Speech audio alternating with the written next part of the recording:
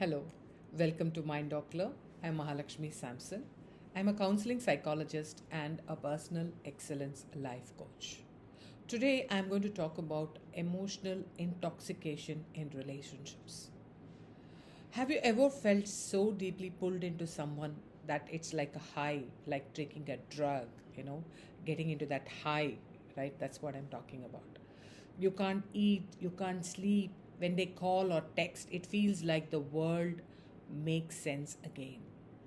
But then suddenly silence, a sudden change, and that person who lifted you up can send you crashing down in seconds. What if I told you this might not be love at all, but this is emotional intoxication? Let me tell you a story. This is about a young girl whom I had met a few years ago. Let's call her Raji. Raji was smart, kind, and fiercely loyal. When she met Ravi, let's call that person Ravi, okay, it was instant fire. He made her feel seen to the extent Raji felt that she's alive again in her life.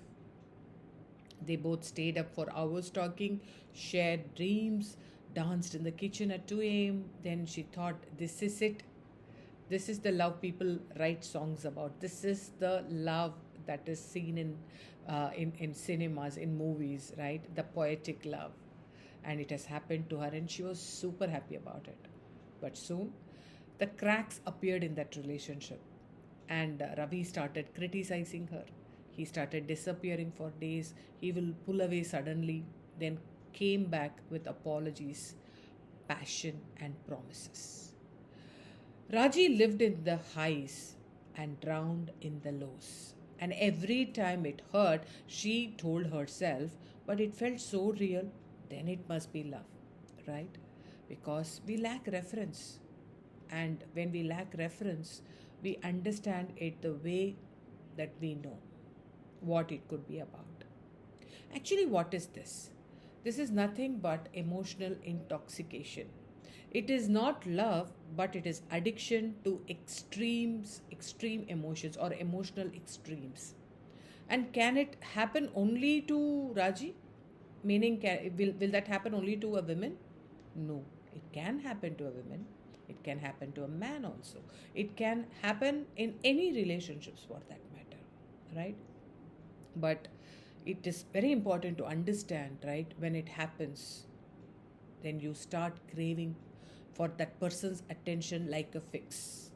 You confuse intensity with intimacy, and you feel high when things are very good, but at the same time you feel so low, or you feel so empty or anxious when they are not.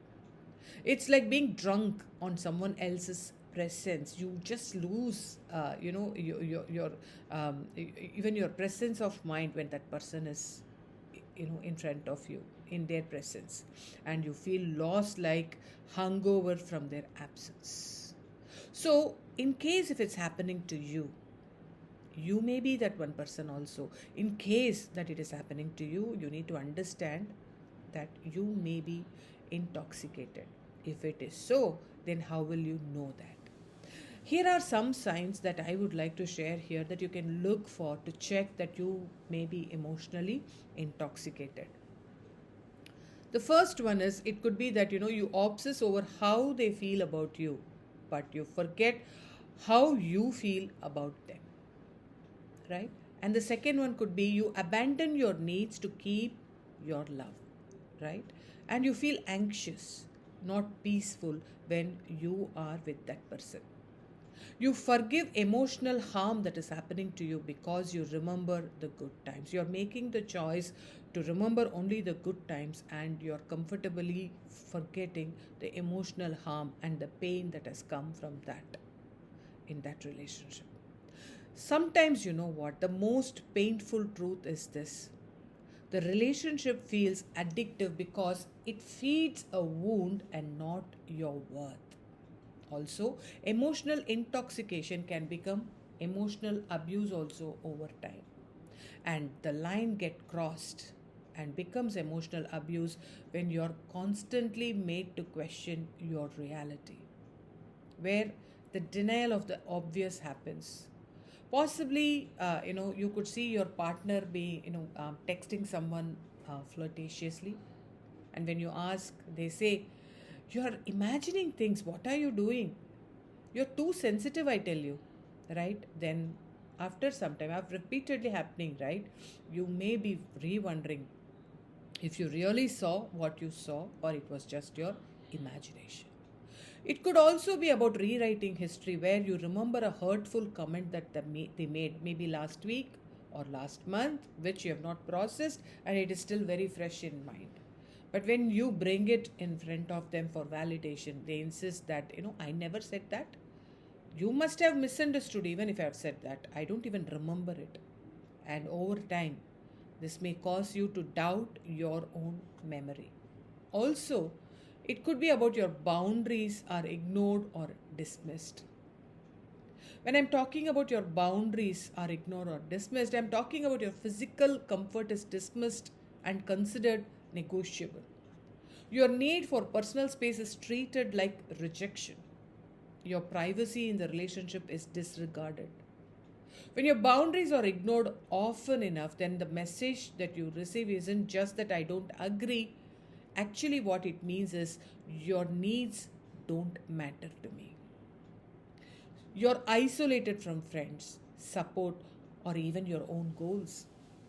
You're blamed even for their behavior, right? And this blame doesn't end there. It could be blaming for you for their anger.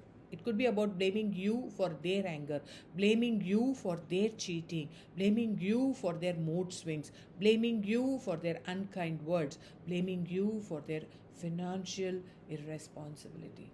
When they hurt you, right? But the story always ends with you apologizing, you saying sorry, that's not love. When that is happening in your life, then that's not love, that's blame shifting, right? It doesn't always look like yelling. Sometimes it is in the silence, the manipulation, the slow eroding of your self worth happens there. This slow erosion of self trust is a kind of intoxication. And you get used to it over a period of time where you get so used to their vision of reality that you start to lose your own clarity and boundaries, just like being under the influence, like a spell has been cast on you. And it's very important that you have to be very cautious and alert about it because you are only responsible for your well being, for your happiness, right? So, what happened to Raji? One morning, Raji woke up not heartbroken, but she woke up hollow. Not because Ravi left, but because she had left herself somewhere along the way. She woke up from the spell that was cast on her in this relationship, right? Then that's when, the clarity started setting in. And in that stillness, she asked, "What if I stopped chasing the highs and started building peace?" That was her turning point. That's when Raji claimed herself back. That's when Raji claimed herself back, claimed her power back. She started to look at her own vision board, the old vision board, which she had made it and just left it to, erode, right? Which had been slowly abandoned after Ravi's entry into her life. She picked up the journal that she left untouched for a very long time and began to journal again. She dusted her books and came back to form. She slowly reclaimed herself back. Actually, for Raji, if you see, it wasn't her heart that broke. Actually, what happened was what made her to feel lost, what made her to feel empty and hollow was that a realization that she lost time. She lost deadlines, she lost self care, she lost confidence, and she finally even had lost her voice in that relationship. The emotional chaos had pushed everything else aside, her work, her passion, and her friendships. And that's what emotional intoxication does to all of us if we are going to be in a relationship like that. It shrinks your world until it revolves around one person. and if you stop seeing your own choices. And exactly that will happen. It shrinks your world until it revolves around one person and you stop seeing your own choices. And life is about choices. If you're stopping to see choices, then you're not actually living in your life fully, right? And healing begins when you widen the lens. And what can you do about it? How can you heal yourself if you're in an emotionally intoxicated relationship? The first thing that you can do is you can pause, set a back, breathe, and reclaim your space. Start thinking and acting, as if you're the solo owner of your life. Claim your power back. Reflect, what have you lost in trying to hold this together? Set boundaries, not to push them away, but to protect yourself, right? Reach out if there is a need. Please reach out to therapy, support groups, or real conversations. And this is not a journey you have to take alone. There is a lot of support that is available outside. And reconnect with your spark, which is very important, your dreams, your routines, your goals, and your friends, right? You're not too much for wanting love, but you're so much than the pieces that you have lost, right? If any part of this felt familiar, right, please know you're not alone. You're not broken, you're not dramatic, you're not foolish. You are human. And now you are healing, you are reclaiming your power back. Not to prove something, but not to win them back again, but because peace belongs to you. If this video helped you, please share it. Let someone else know that they are not the only one and they are not alone. Right? And subscribe for more honest conversations on healing, boundaries, and self-worth. Remember, when the highs feel like flying and the lows like dying, step back. That's not love.